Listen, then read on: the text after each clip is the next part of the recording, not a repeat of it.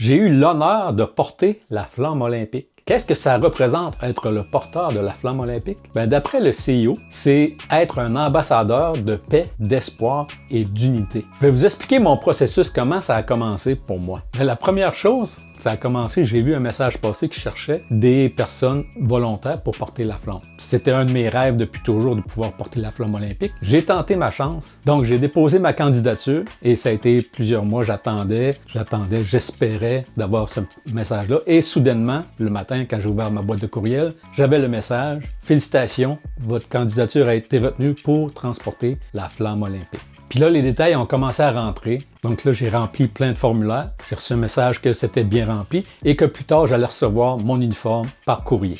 Puis là, j'attendais ce paquet-là, comme un enfant qui attend un cadeau. Les Jeux olympiques d'hiver de Vancouver 2010.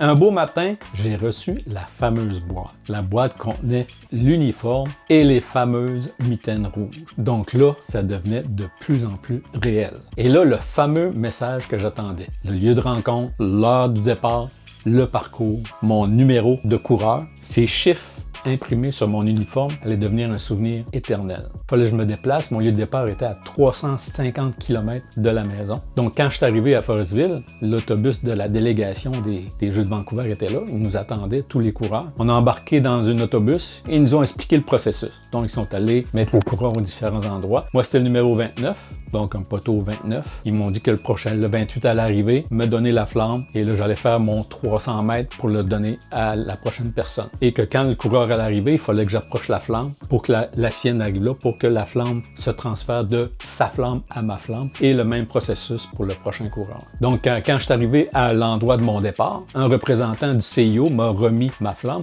et l'a débarré pour que je puisse l'allumer quand le prochain relayeur allait arriver. Donc là, je vais vous montrer qu'est-ce qu'elle a de l'air, la flamme, parce que je l'ai gardée, on pouvait la garder. Ça vient dans un étui comme ça, la flamme olympique des Jeux de Vancouver 2010.